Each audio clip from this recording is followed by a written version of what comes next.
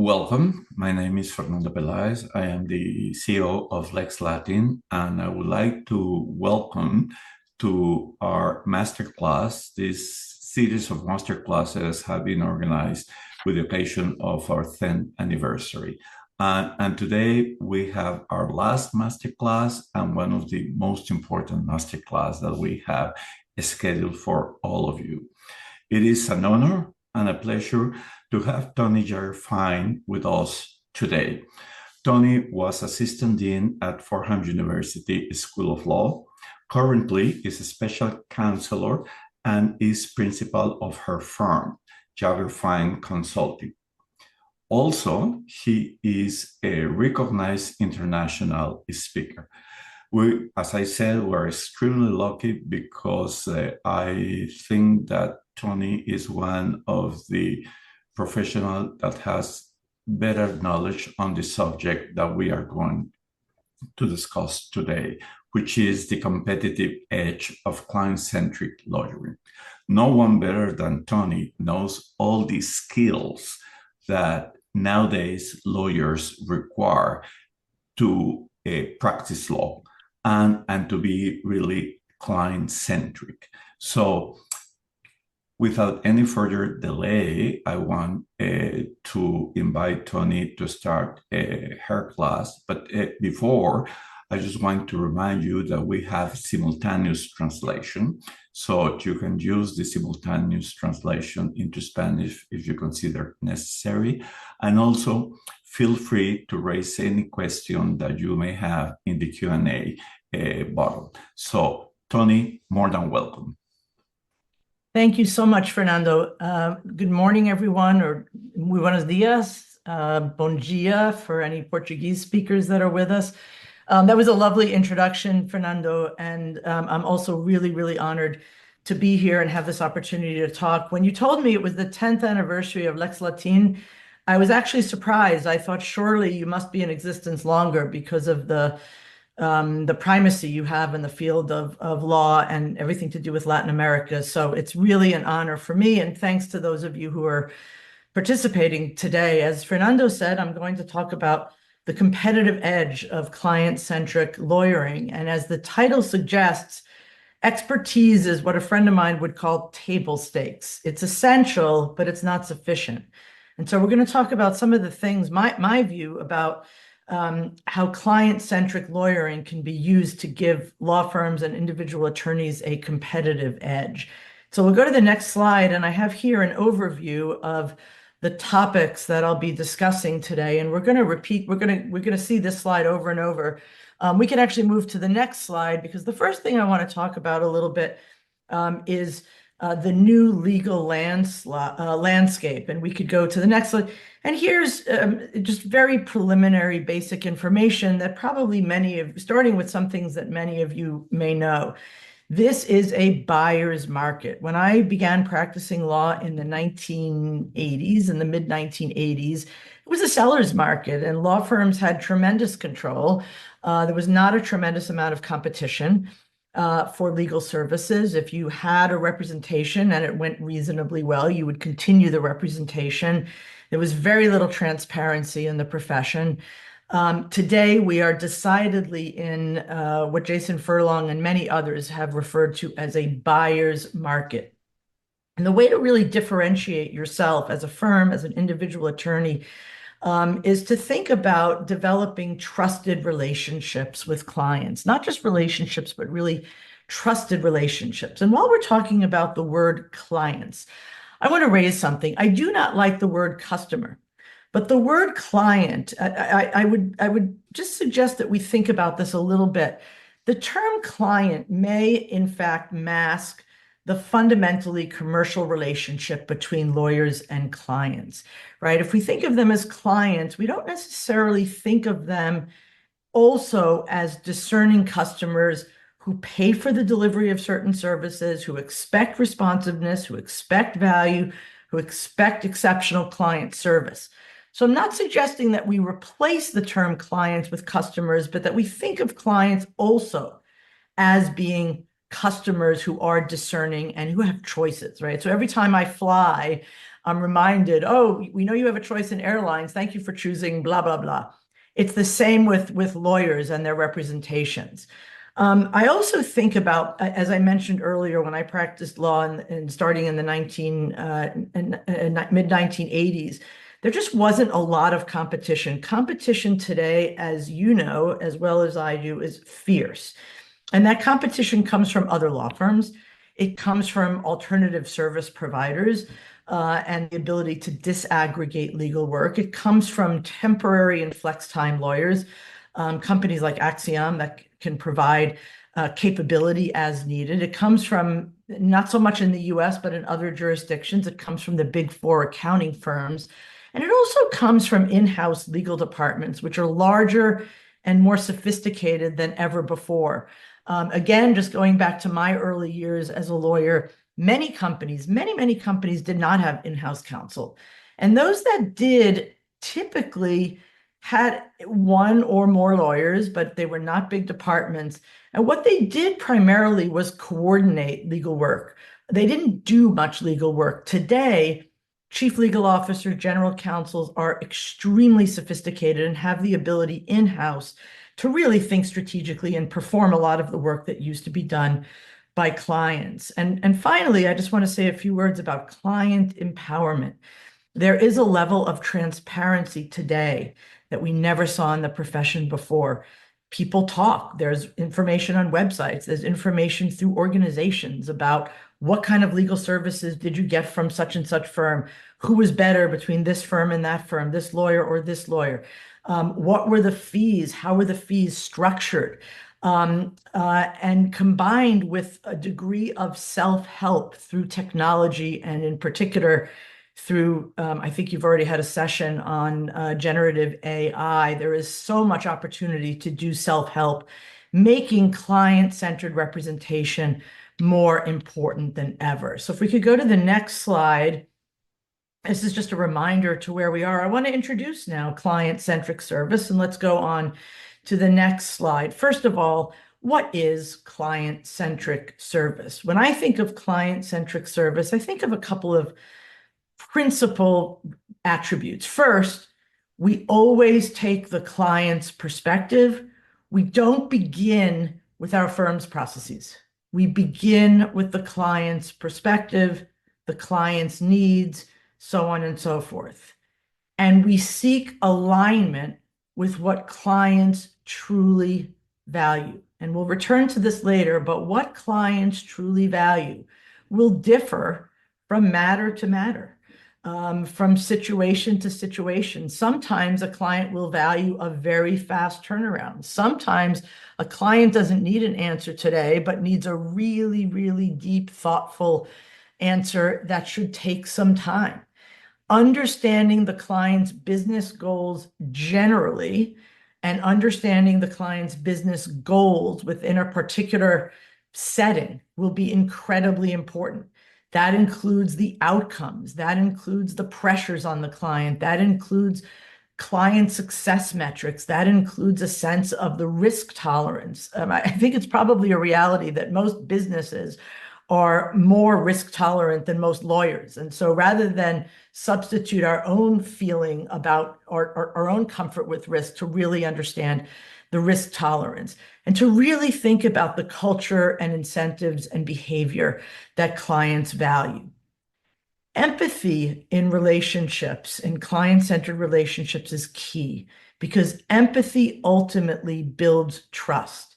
How do we get empathy? How do we deliver a relationship based on empathy? By taking ownership, not just of the specific legal matter that's brought to us, but the larger business goals, the larger concerns of the client, by being responsive, by undertaking representation with clarity, with predictability, with great care. Let's go to the next slide and see where we are. The importance of client-centered service. This is really the cornerstone, in my view, and I think Fernando shares this based on what he said in the introduction. This is the cornerstone of a successful law practice. The client experience, I think, is the true differentiator, even more than the legal services delivered. And the importance of the client-centered nature of the service must be prioritized throughout the client journey. And I remember talking to a good friend of mine who's a lawyer. Many of you probably know him. He works in New York, but he's from Latin America. And he said, yeah, sometimes I work with a client and the bill is due. And then, when it comes down to getting paid, they put me in touch with the guy who orders toilet paper, and he doesn't understand the experience. Everybody in the firm must understand the importance of and how to deliver client-centered service from the very beginning of the representation through the end, through billing and receipts. Let's go on to the next slide. We're now going to look at elements of client-centered service, and we can go on to the next. These are these seven things that I want to talk about a little bit, because these, I think, are at the heart of client-centered service. First is something that comes from consumer goods: delight at every touch point. Delight at every touch point. When I hear that, I really think of great customer service. Maybe I shop at Nordstrom's, and I shop at Nordstrom's not because they have products that are different from everyone else's, but I shop at Nordstrom's because they're known to provide an outstanding, a really, really special customer service. This is consistent, and lawyers should do this too. There's no real difference in the way consumer goods should be sold and the customer experience from the way legal services should be sold and the quality of the client relationship. How do you do this? You consistently provide positive and memorable experiences in every single interaction. You try to satisfy or exceed expectations at every touch point of that client journey. Again, not just the pure representation, but every element of the client journey. Here are some ways you can do it. There are many, many ways you can do it. Through actively seeking opportunities to guide and assist the client, to be responsive and efficient in all aspects of representation. This, of course, gets to billing, which we'll talk a little bit about later, and fee structures. To ensure that the experience, through technology and otherwise, is seamless throughout the relationship. To anticipate client needs and offer support even before requested. Second, to provide deep, substantive expertise. Another guy I know, he's working in the UK, he's working in London now at a financial institution, as far as I know, but he's a Brazilian lawyer, and I had him on a panel many, many years ago, and I said to him, Felipe, when do you go outside? When do you look for lawyers outside? When do you decide to do things in-house versus sending them outside? And he answered, he didn't need to think about that, and he said, I go outside when they could do it better than I can. What in-house lawyers are looking for, in-house legal teams are looking for when they do send work out, is deep, substantive expertise. They can handle routine legal matters, and that's true more and more with generative AI becoming so commonplace. They look to outside counsel for their most complex, most impactful problems. And so law firms and lawyers must offer exceptional depth of expertise in specific matters, in specific industries, in specific sectors. They must offer the ability to engage in creative problem solving, and they must engage in sage counseling and wisdom. That's what you offer. That's why they come to you. They also expect a high level of professionalism from their attorneys, and they deserve that. They expect, for example, that deadlines will be met. If you say something's coming at 5 o'clock on Tuesday, it should be there no later than 5 o'clock Tuesday. They expect punctuality, responsiveness, almost impulsive responsiveness, preparation, respect, confidentiality. They expect, and this to me is a really critical piece of client-centered service, relational rather than transactional relationships. So let's talk about what I mean when I talk about relational relationships, which is not easy to say, versus transactional relationships. When I think of a transactional relationship, I think of a very short-term focus on a very discrete task. Okay, research this. The relationship basically ends when that task is completed. That task is usually, and the relationship therefore is price-driven, and there's minimal emotional or strategic involvement, right? I, as the client, come to you, you do the thing, that's it, we're done. This is not the kind of valued relationship that really leads to repeat business and a relational relationship. What is a relational relationship? It's one where the lawyer is much more than completing a task. She's a strategic advisor. She's a trusted counselor. She's not just a legal services provider. And this relationship is built on trust. It's built on mutual involvement and commitment, that the lawyer sees past the individual task to understand how it fits in the law. And I'll tell you, when I was a lawyer in the mid 80s and the early 90s, I did not have a sense of this. I was task driven, and I think we were all very task driven back then, especially junior lawyers. You were told to do something, and you didn't really understand the bigger business context in which that task was relevant. These kinds of relational relationships are much longer term in nature, and they really take into account the client's broader long-term goals. What are some other elements of relational relationships? You provide tailored and relevant business solutions. In other words, context really matters. You offer value beyond the simple representation, whether that's anticipating global trends, geopolitical trends, whether that's providing some sort of reference to someone else who might be able to assist. It includes frequent, timely, friendly, relevant, and candid communications. We're going to talk about that a little bit later.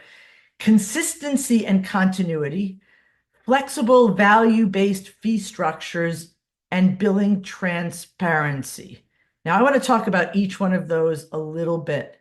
Tailored and relevant business solutions, addressing the client's specific needs with a deep understanding of that client and a deep understanding of the industry and sector in which that client exists, its structure, its culture, its concerns, its goals, its pain points, its industry, its risk tolerance, and so on and so forth. This includes an understanding of the role of the general counsel or the chief legal officer, or whoever it may be, as a guardian of the enterprise. Again, not just providing legal advice, but safeguarding the enterprise. This task or this arrangement is highly contextual, highly strategic, involves thoughtful risk analysis. And that's not just to say it's too risky, but where does the risk fit within the larger business goals? It requires agility and flexibility.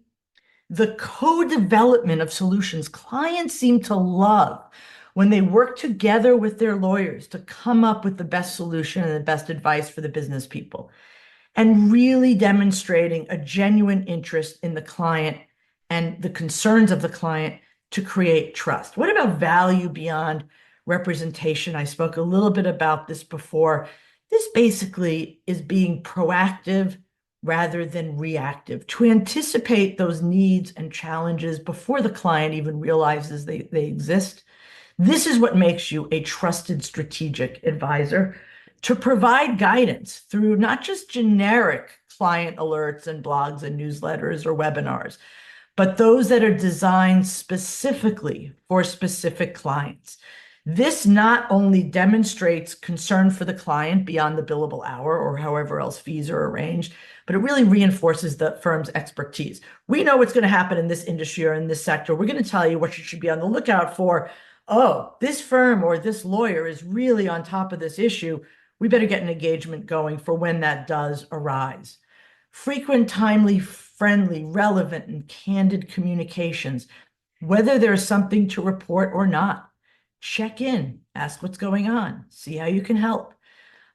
Set your expectations early, the scope of relationship, the timeline, and especially fees. Everything needs to be clear and transparent. We'll talk about that a little bit more in a minute. Communicate in the method that the client prefers. Some clients probably want to talk on the phone. Some clients may want you to visit. Some clients find an email or a text the easiest and most convenient and efficient for them. Be realistic. Nobody likes delivering bad news, but you must deliver it quickly and directly. The honesty about any uncertainty will help build credibility. I was actually with a company that some of you may know. It's called Amadeus. It's a travel IT company. And one of the more senior lawyers there told me that when he was a very, very young lawyer, he made a mistake on a contract. And he went straight to the boss and he sat down and he told the boss what he did. And the boss looked at him and he said, "Okay, we'll fix it." And you know what happened to the relationship between that young lawyer and the boss? The boss trusted him completely because he knew how difficult it must have been for him to go to him with that bad news. And rather than it being an X against that young lawyer's record, it bolstered him because it gave him the credibility. He knew he could trust that guy. To be responsive to clients, that is a very important expectation. And part of the communication process has to be active listening. The more we listen, the more we hear, the more information we'll have, the better we'll understand the client situation and be able to help work with that client. Consistency and continuity. Let's talk about consistency. There has to be within the firm a consistent level of service, expertise, and professionalism across the firm. That is cross-functional, that is across departments and practice groups, that is across offices. There has to be a kind of feel at the firm that's based on a strong culture of client-centered service, and that is going to come from the top, right? Leadership has to communicate the importance of client-centric service and certain attributes, certain expectations that every single person, from the leading partners to the guy who orders the toilet paper, that everyone is on board with. The sense that we're all rowing in the same direction when it comes to client-centric service. And this, of course, will be aided by standard processes and protocols for client communications, for service delivery, everything from workflows for intakes, updates, billing, other forms of client interaction. Continuity. What clients value is an integrated, durable team with a clear, identified leader. They don't want to have to think, who's in charge of this matter? I don't know. This guy does one thing. This woman does another thing. This young associate seems to be on the case, but then he's not on the case. They have to have an understanding of who the team members are, who their resources, who they call up or reach out to when they have something. Changes to the team, and this goes to the well-being of associates, lawyers, and partners alike. Changes to the team should be infrequent and should be discussed in advance. So I had an issue with a service provider, let's just say, a few months ago, where I wrote to my contact, and this is my guy, and I wrote to him, and I got an email response that I'm no longer working for this company. That's bad. Somebody should have reached out to me to say, Joe is no longer at the company. Your new contact will be Mary. Make sure that happens, and make sure that the client, especially in an ongoing relationship, has some say or some participation in who will be replacing someone when someone else leaves. Everyone on that team, again, must be rowing in the same direction when it comes to client-centered service. Flexible, value-based fee structures and billing transparency. This becomes more and more important as clients increasingly become cost-sensitive. This signals, when you do this, this signals to the client that you really are invested in the relationship and not just in the bottom line. Clients increasingly, and I think, I'm not an expert on artificial intelligence, but I think as law firms continue to use generative AI with greater frequency, which I think will be happening every day, value-based pricing is going to become even more important. Billing structures with AI, without AI, must reflect value. And that's not value from the law firm's perspective. That's value from the client's perspective. And billing structures must be customized to meet client needs, especially in this buyer's market. And this requires, going back to something we spoke about a little bit earlier, this requires an understanding of how clients view value in particular matters, which you can't say, oh, this is how this client perceives value, because a single client will perceive value differently in different settings and in different matters. Collaboration with other advisors. Sometimes lawyers have to work with other people. They have to work with lawyers from other law firms. They have to work with accountants. They have to work with investment bankers.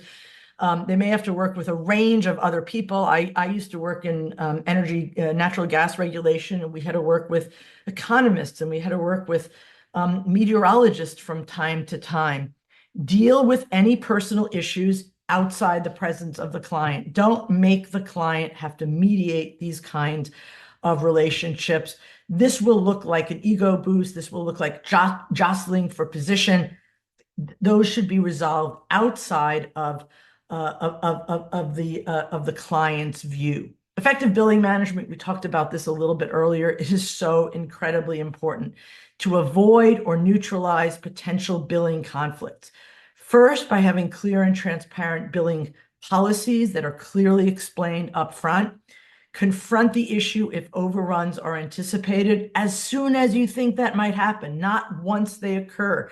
And talk to the client about why this is happening, how it can be managed. Do time tracking training. I remember when I practiced law a million years ago and we had all our time tracking on a piece of paper, there was no real training on when to do it, first of all. If you wait till the end of the week, I can tell you personally, forgive my language, but you're screwed, right? There's nobody that could remember what they've done in an 8 or 10 or 12 or 14-hour day. At the end of a week, it should be done simultaneously. The description should be prepared with sufficient specificity and in a way that will explore the value, explain the value to the client. Specific entry should be itemized so that the client really has a sense of what they're paying for. And many firms now are using automated time tracking devices, which not only help lawyers do the tracking simultaneously, but also help ensure that there are no redundancies and that descriptions are done in a way that will receive positive reinforcement from the client. Let's take a look at automation finally. And again, this is a subject for many, many other hours. Client expects that firms will streamline processes to drive efficiency, right? No longer is it just going to be, well, we're going to do this and we're going to send stuff back and forth by email. In most cases, that no longer works. Clients, individuals, but especially corporate clients, are increasing in their ability, in their technical sophistication. They're using sophisticated tools. They expect their lawyers, their service providers, to be at least as sophisticated in the tools that they use. And again, the key with these tools, going back to client-centered service, is always to enhance the client value and the client experience. And when you harness technology in the right ways, this is the key to doing more in less time and delivering greater value to the client. Technology as an enabler is absolutely key. This includes client portals for transparency and for updates, data analytics for insights into client needs, workflow tools for predictability and speed. And remember, technology has its limits. Technology is to amplify, not replace the human. Not replace the human. To enhance, not reduce transparency. And what this means is we as lawyers can spend more time providing wisdom and judgment, the kind of wisdom and judgment that machines just are incapable of providing. Let's go on to the next slide and see where we are. We're looking now at tracking results and getting feedback, and we could go to the next slide. And I have in my notes here a full slide that says the following quote: "What gets measured gets managed." No, it's not. It's my slide. Sorry, there's no slide. But I was thinking I probably should add it. What gets measured gets managed, and there are a range of different quotes that are very similar to this. What gets measured gets managed. And let me just give you an example that will speak to all of us. If my compensation depends mostly on bringing in clients, I'm going to spend most of my time trying to bring in clients, right? If an important element of my compensation is going to be cross-servicing within the firm, I'm going to direct my attention to cross-servicing within the firm and learning about what my colleagues are doing and how we can work together to better serve our existing clients. If my compensation is based significantly on my ability to recruit lateral talent, I'm going to spend a lot of time recruiting talent. If I understand what the client values, I'm going to understand where to spend my energy. So first, let's talk about tracking results. First of all, there is software now that can help you do this. I have no idea how expensive it is, but there is client outcome tracking software. If you don't have the ability to have that kind of software, that's okay. You can use a spreadsheet. Excel can do a lot of things to help you track client outcome results. So what kinds of things do you want to look for? And I'm just thinking off the top of my head, really, what was asked, who was involved, who were the team members, what was promised, what was delivered, what value was provided, how long did it take, what is the success rate, how was our responsiveness, how long did it take us to return a call or return an email, were we within budget, or did we go over budget? Did we get repeat business from this client? Did we get referrals from this client? What is our churn rate? These are some of the kinds of results that you might want to track. Getting feedback. I'm always amazed by this, and I think it's changing, but historically, lawyers didn't really seek feedback. I think the view back in the day, at least, was if something went wrong, they'll tell us. If something went well, we'll kind of know. Getting feedback, well, let me say this, not getting feedback from your clients is just an enormous, I believe, wasted opportunity.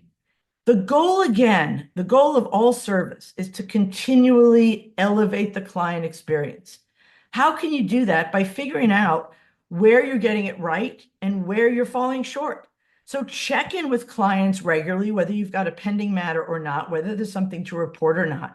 Systematically use post-matter surveys and feedback forms. Have informal conversations and listening sessions. And this is something that can be done by the relationship partner. It could be done by the partner in charge of a particular matter. It can be done by the partner who brought in the business, the origination partner. It could be done by the practice group head or even the firm managing partner. It could even be done by business professionals. Track their satisfaction, track their referrals, track retention, and then act on feedback. If you get feedback, you have to listen to it and you have to respond to it. If you just say, yeah, fine, okay, they pretty much are happy, but they had a few comments and you're not necessarily reacting to those, that is a wasted opportunity. Feedback must lead to action. And that can be something as simple as telling someone on your team, hey, I spoke to the client about that deal we just did, and you were singled out as a particularly effective member of the team. Congratulations. Can I buy you lunch? Or just, I want to say I'm really, really happy with how you performed there. Well done. Keep doing more of that. To address gaps, maybe someone fell short, maybe some process fell short. Never with the idea of blaming someone, but with the idea of improving processes or improving whatever behavior was not as strong as others, and always iterating processes. This is something we could do to make that relationship even stronger, again, with the goal of continually elevating the client experience. Let's go to the next slide, where we now look at from service to partnership. And this is really my concluding remarks before we open it for questions. When I think about client-centered service, I really think about a partnership between clients and their lawyers in ways that we haven't necessarily thought about in the past. And I don't think of this so much as a technique. I think of it as a philosophy, a mindset, a real shift in how we think about serving clients rather than a specific technique. I think about lawyers and their clients, or clients and their lawyers, co-creating success, working together towards solving problems and making decisions. I think about equating firm success with client success. Okay, there are all sorts of key performance indicators that law firms use, everything from profits per partner and so on and so forth. And these are, things, KPIs that law firms chase for good reasons. But to really also think about another KPI that we don't always think about is how successful was our client based on our representation. That shows us how successful we are. And finally, to think, when we think about client-centric service, to think about relationships that go beyond particular matters, to really think, again, to get back to the partnership idea, that we don't work on a matter, we work with a client, and we try to really build relationships with those clients that go beyond individual matters. And I think my last slide is just a thank you. Gracias, obrigada. Here's my email. Feel free to reach out to me. As Fernando mentioned, I also have a firm called Jaeger-Fin Consulting. You could reach out to me through either address. And I just want to thank Fernando again and LexLatin for inviting me to be part of its 10th anniversary celebration, and especially giving me an opportunity to talk about this, what I think is an incredibly important topic for next-gen lawyers. Thank you very much, Toni. Excellent class, and you brought a good number of subjects that I believe every practicing lawyer must be aware if he really wants, or she really wants, to be client-centric. And as I said, practice law beyond lawyering. And there are two questions, in my opinion. You have answered them during the presentation, but I would like to raise them as well for confirmation. How can we determine what clients truly value during an initial approach? Alfonso Flores is raising this question. My answer is really low tech. Ask them, right? Ask them.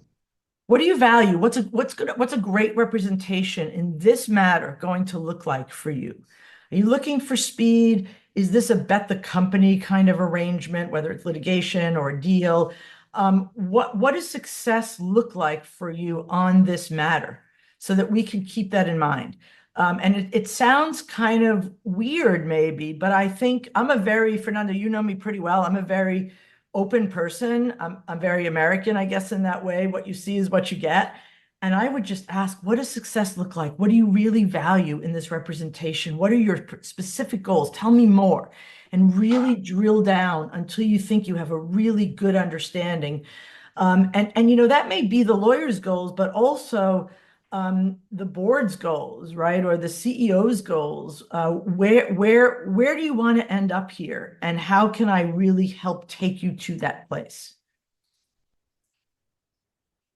Clear. Now, Mario Marroquin is asking, what do you think, or how has been your experience implementing customer experience management systems to the legal practice? And by systems, I'm not only meaning software, but the entire system. Yeah, look, I haven't had personal experience, but I've talked to a lot of people about this, and they work. They can work with, sorry, just something weird on my screen. They can work with respect to everything from making sure that you follow up, right? So, I think what you want to do as a lawyer, one of the things that you really want to do is always be top of mind. So that let's imagine that I'm the client, Fernando, you're a lawyer that I've worked with, but I work with other lawyers as well. But Fernando is the guy that reaches out to me in regular intervals, right? He'll reach out when he sees something big in my company, but he'll also reach out around the holidays, or he'll reach out just at random times, or he'll see that my kid got into college or whatever it may be.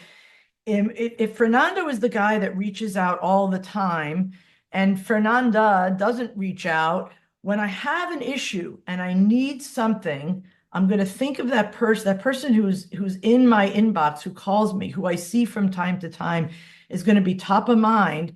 And even if Fernando and Fernanda are both great lawyers who would do a great job, Fernando's the one I call. And so I think these kinds of systems and processes can help us make sure that people don't fall off the radar, that I forget about a client for a while. And what that means is probably they'll forget about me. So I think, the old days of I could just remember, I have 10 clients and I can remember, and it doesn't really matter if I remember because they remember me, because they're going to come back to me. Those days are over. We really need structured processes to make sure not only that we're remembering to reach out to clients we've served in the past, but to reach out to new clients and see how we could build new client relationships and also cross service, right? So I think that systems are incredibly, incredibly important. And from what I understand, they're incredibly sophisticated today and do a lot of things that in the past we either had to remember or we had to write down in a notebook. I'm old fashioned. I keep a notebook. And look, notebooks are great. But I also use systems for where I really need to be reminded of things. And the capabilities are just enormous today. And I think take a lot of guesswork and thinking off the plate of an individual attorney and her team. Very good. I think what you just responded is pretty much related to what you were saying, co-creating success. Okay, I think that to co-create success goes beyond automatizations, systems, and it is the contact between the lawyer with the client. And that's very much related to the other question that they raise, what we should present to the client when we introduce ourselves. And here, based on my experience, and I would like to have your opinion, one of the big mistakes that lawyers commit is when they have the first meeting with the client, they talk about it. They talk about their firm. They sell themselves as the right choice. And rarely they raise questions about the client. What are the needs of the clients? What are the problems that the clients has and would like to have the right advice that really can generate added value for him and for her and for her. So that's something that, and I would like to ask you if you can go back a little bit based on your experience. That goes back to something that is one of the big challenges in practicing law, in the lawyering, which is the change of mindset.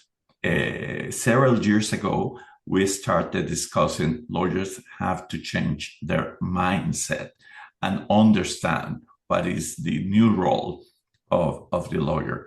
Be open to innovation, be open to a good number of different issues. So I would like to hear your experience as a professor and as a consultant on the evolution of the change of mindset. Yeah, we're going to need another couple of hours for this, Fernando. I love the way you framed the question. It's all about the mindset. And I think the old lawyer, right? When I practiced law in the mid 80s, 90s, and really even later until fairly recently, what he viewed himself or herself as, I'm the expert. I walk in and let me tell you about me. And that should be enough to make you want to hire me. It's all reversed now. And that the shift from the seller's market to the buyer's market that I mentioned several times throughout my presentation really, really requires, Fernando, what you were talking about, this change in mindset from, I'm going to come in and tell you how great I am and how great my firm is, and then of course you're going to choose me. It's not about us at all. It's all about our ability to understand the client and propose solutions. And so, Fernando, I've talked to many, many chief legal officers and general counsels, and they say, my God, I had 10 firms pitch, and 9 of them came in with these glossy brochures. And they told us all about these other big companies that they've represented in successful engagements.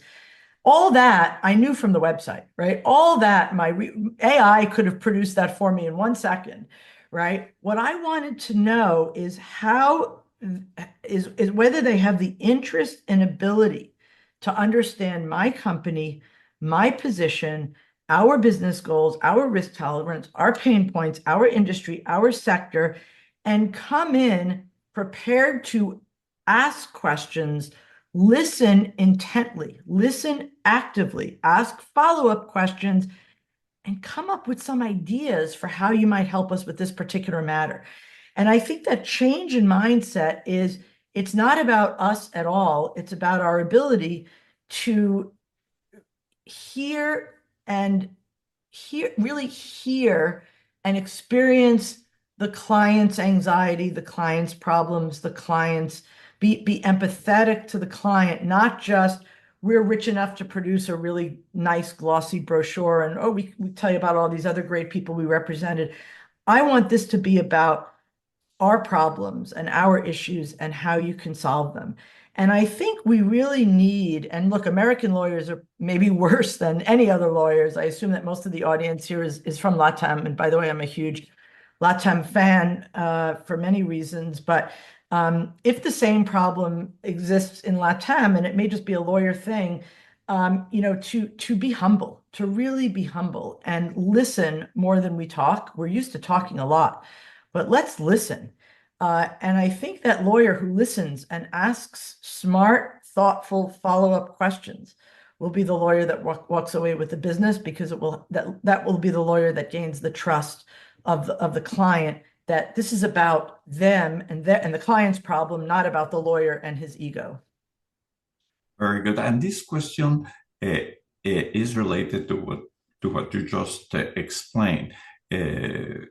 Eliseo Roques asked, artificial intelligence is freeing lawyers from routine work, but are we using that freedom to deepen client relationships or just to do more work? How do you envision automatization so it enhances the human side of lawyering, not just the efficiency metrics? Emilio, I love that.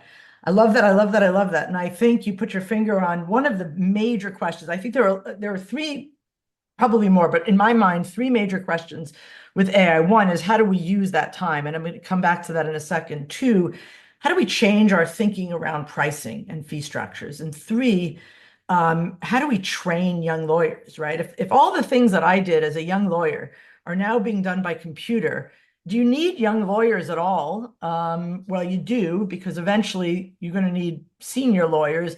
How do you train young lawyers? So to get to your excellent question, Emilio, I think the answer is it's not more, it's got to be better. It's got to be better. By which I mean, and your question suggested this, we have to use that time that's freed up for us to really engage in deep, thoughtful analysis. And that's a beautiful thing, right? For those of us who feel like we never have time for that, maybe now we're going to have time for that. So this thing, whatever it is that generative AI will spit out, you can spend beautiful, beautiful time with that, thinking about it, thinking about where it fell short, thinking about the questions it raises, thinking about how you can enhance your wisdom and judgment to provide true value to clients. That's where I think it should be. The extra time should be spent. Not every lawyer will do that, obviously, and your question suggested that. Your question recognizes that some lawyers will just say more, more, more, more. Those lawyers may continue to succeed, but they'll only get relatively low value work. the high value work that every lawyer, I think most firms want to have high value work. Look, if your firm's aspiration is to just do a lot of mid-value work, then you'll just do more, and that may be enough. But for most of you, because you're here, because you're involved in LexLatin, because you care about the kind of work you do and the kind of clients and matters that you want to represent, you want to do more high value work, and that will depend on your ability to ramp up this deep thinking, this wisdom and judgment that is really at the core of what we do. Great question. I love it. Very good. Well, here we have another question that I'm sure you will love it as well. This is raised by Juan Morris directly to my WhatsApp that asks, what metrics beyond billable hours and revenue do you use to measure whether you are truly succeeding at client centricity, and how do you act on that data when it reveals uncomfortable truths about your practice? Yeah, that is a great question, Juan. Thank you. Look, I'm not sure I know all the answers, and there are probably people who are more metrics inclined than I am who could speak to this in addition. But I will say that client satisfaction, let me start with this, with efficiency, right? The whole field of legal operations, which is legal ops, which is something that we're all doing, whether we realize it or not, right? Legal ops, whether we're doing it through technology, whether we're doing it through business professionals, whether we're doing it in other ways, it's all about efficiency. Efficiency for lawyers, efficiency for firms, efficiency for clients. I think efficiency metrics are actually really geared towards client value in many, many cases, right? Clients want efficiency. Whether it's going to take a long time and be very expensive or it's going to be a very quick project, they still want it done efficiently. But I also think that things like referrals, repeat business, client feedback, how satisfied the client was, whether the client perceived as getting value. You know, when I buy something on Amazon or the internet or something, I'll get or a restaurant, sometimes I'll say the food was great, the service was great, the value, not so great. I paid a fortune for that. And so I was really happy with the product. I just did this for a restaurant a few weeks ago. The food was great, the service was great, but yowza, it was expensive, and maybe a little bit more expensive than it should be. I think what the client tells you in terms of how they valued the relationship, how they value the representation, and whether they send you repeat business, whether they send referrals, whether there's churn, and how do we deal with those hard truths? We try to dig down. I think lawyers are, again, my experience is mainly with US lawyers, so you may be different, and generalizations are just that. But I think we're not so good at feedback, and we kind of brush it off as, well, it was good enough. I don't think we want good enough. I think one of those things we should be spending more time on, to Emilio's question earlier, when we free up time due to generative AI, is to really, really look at client feedback and measure it and respond to it. And there will be hard truths. And it may mean that someone on the team needs special training or maybe needs to be guided towards a different career. That could be junior, that could be a partner, that could be, it's a business. In the end of the day, hard decisions do need to be made. Maybe our processes are not good and our tech needs an overhaul. That's tricky because lawyers typically, look, maybe younger generations are good, but people like me are not good with technology. If my law school suddenly changed all our platforms, that would be a disaster for me. But you know what? I'd have to deal with it. I'd have to learn it. And maybe we need an update. I think in many law firms, technology transformation has been iterative. Okay, we started with this system, and then we added this, and then we added this, and now we have a big mess. Sometimes we may need to bring in somebody who's going to just revise everything and make it much better. These hard truths are things that hopefully now we'll have time to deal with, and that we really, really, really need to attend to take it to the next level. That's why nowadays in many law firms, there is what they call inverted mentoring, the youngster teaching the oldest how to manage and work with artificial intelligence and technology. Here we have a question from Maria Elena Alfonso that says, in a hypercommunicated world full of contents, what kind of information can we share to add real value and how frequent to be present? Useful, but not annoying. Yeah, that's a great question. I think your name was Maria Elena. That's a great question. And I think for different clients, the answer will be different.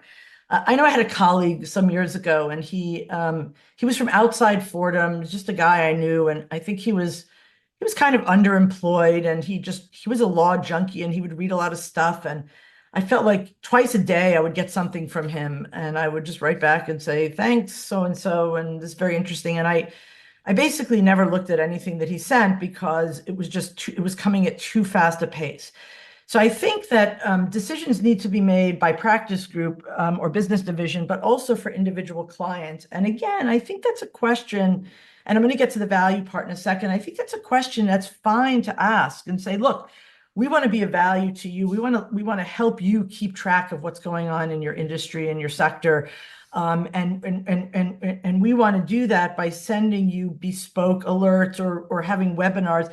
Let's talk about what a good program looks like for you. Now, you're not going to do this for every client probably, but you're going to do it for your clients that are your significant clients. And you're going to sit down with them and say, exactly that. We want to be useful. We don't want to overburden you. What is the best timing in terms of frequency? What's the best delivery way? Is it just have a webinar for your team that we'll all get together? Is it a client alert? Obviously, if there's some big development, we'll let you know. But what's the normal cadence within which you'd like to receive this? Now, adding value, that's a really good question. And that's something else that can be addressed with the client, because some clients probably have their own internal research arms that are looking into what's going on. But you want to really be the voice. And I want to get back to something else earlier that I forgot to mention. You want to be the eyes and ears for the legal department. And I think just sending stuff like, oh, President Trump issued order, whatever, executive order 8,000, whatever, that does this and that is not that helpful. I think President Trump issued executive order 8,000 about, Colombian tariffs, tariffs on Colombian products. Let's talk about what this means for you, and let's take it the next level, right? Let's talk about what this means for you, how you could minimize the impact of those tariffs, how you could maybe get around those tariffs, how you should in some way change or think about changing the advice you as the legal department provide to the business people to minimize the impact of those tariffs, to really take it the next step. Again, not just forwarding something, but forwarding something with insights that are really, really actionable. That when the CEO calls the GC and says, what do we do about this? The GC has some talking points. The GC has some thoughts that come from you. And the thing I wanted to say before fits perfectly here, Fernando, when a big part of what I think a lawyer's role is, an external lawyer's role is to really help the GC sleep better at night and make the GC look good. When the GC looks good before the board or the C-suite, the GC is going to be grateful and going to want to come back to that person or that team that helped her look good. And so anything you could do, and I think I know this guy who's the chief legal officer of a very, very big publicly traded company that operates in Latin America, and he says, I want bullet points. I don't have time to read a big long thing. Here's President Trump's executive order 8,000 on tariffs on goods from Colombia. Here's the 5 takeaways, 2 things that summarize it, 3 things about what you can do. Really add value so that when the GC is asked about it, the GC knows and the GC looks good and the GC is so grateful that you sent that. But I think it's worth a conversation with your most impactful clients to say, how can we help you in that position? Some GCs may want a whole big full memo about it, but I think most will want some talking points and some quick pieces of advice that she or he could pass along to the business folks. Very good. Before finishing, because everything which is good has to come to an end, and this is one of them, we have two last questions. And while I raise the question, we will publish a survey, and we invite you to answer this survey because it will help us to organize future master classes. Here I have another question from Juan Morris that says, when representing multiple clients in the same industry, how do you create genuinely bespoke strategies rather than recycling approaches, especially when clients talk to each other and compare notes at board meetings? Juan, Juan. Buena pregunta. Here's what I think. I think people know, like, let's say I'm your external lawyer and I'm representing Fernando and Juan and Maria Elena and so on and so forth. I think, again, the beauty of client-centric lawyering is that it is going to be tailored for each client. And Fernando may want a different cycle of news or a different breadth of news than Juan would want, than Maria Elena would want.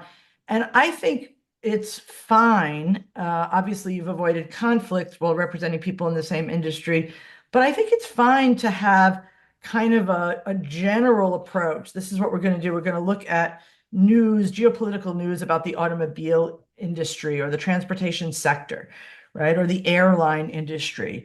But Fernando's going to want it this way. Fernando likes webinars, right? Where we can all talk. He's going to bring his whole team.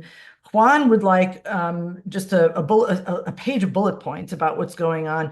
You can have this body of knowledge that you're accumulating, but then present it in different ways depending on what that client's particular needs and interests are. I think that's the best I can do on that question. No, absolutely, absolutely. And I think that one thing, in my opinion, is precisely to have a close contact with the client, to co-create success with the client, and to achieve success, because the success of your client is your success, and not necessarily all the companies in the same industry are necessarily focused in the same. So you have to have a clear understanding of the business of your client to really understand what he is trying to achieve. And even though you have 2, 3 different corporations in the same industry, you will manage to navigate and to deliver to each one of them what they really need from you, which is not necessarily the same. The last question is related to something that you have been discussing, and I think it's important in order to have clear the need that firms understand what their clients thinks about them, okay? One says, how willing are clients to provide real feedback, and how often we should send surveys. I should send an annual survey, quarter surveys, or I should better contact the client as soon I finish a transaction?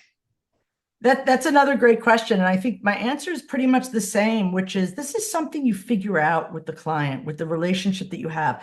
I think at a minimum, after each transaction. Now, if you're in a high volume business doing relatively low value work where you're churning out contracts, let's say, right? You're that kind of firm and you're churning out contracts, and there's 17 contracts a week that you churn out. You're not going to really send a feedback request after every single contract. But if you do a major transaction, if there's a major litigation or dispute resolution, some sort of major deal, you're certainly going to want to do it after that. Now, some clients are not going to want to fill out a written form. They're going to want to have a conversation, right? And maybe if you're in the same geographic region, or even if you're not, go and have lunch. I know this guy, he's the chairman of Baker & McKenzie for the Americas. I think he covers all of Latin America. In addition to the US, his name is Cullen, although I'm blanking on his last name.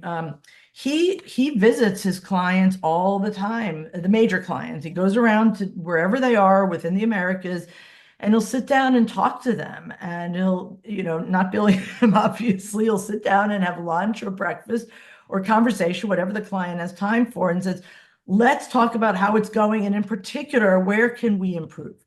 And I think if someone says to you, tell me where I can get better, that's a really easy invitation. It's an invitation to have a difficult conversation, because I think clients, they usually look, they're people, we're lawyers, we don't really want to have difficult conversations all the time. But I think if I tell you, Fernando, tell me really where we can improve. What can we do to provide you with even more value, better representation? You're going to tell me. And so I think, again, it's finding your way with particular specific clients and to what that frequency should be.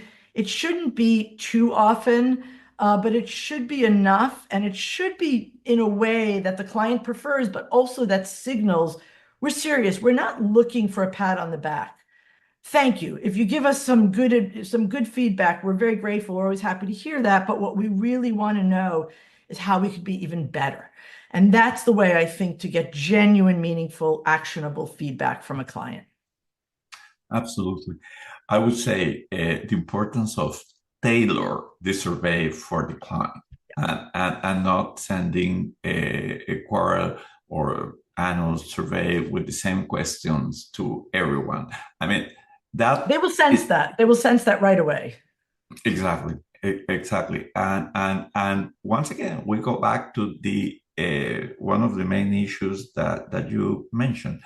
Keep contact, keep communication with your client, understand which are the needs of your clients. And obviously, you will understand the needs of your client when you understand the business of your client and the sector in which your client is doing business. So, Toni, once again, thank you very much for accepting the invitation. It was a great masterclass. As always, we learned quite a lot from you today. So thank you very much. And to all those that attended the class, thank you very much for joining us. And please respond to the survey, because that will help, as I mentioned, to work on our next master classes. Great. Have a nice day. Thank you very much. Thank you so much. Thanks, everyone. Thank you, Fernando. Ciao, ciao.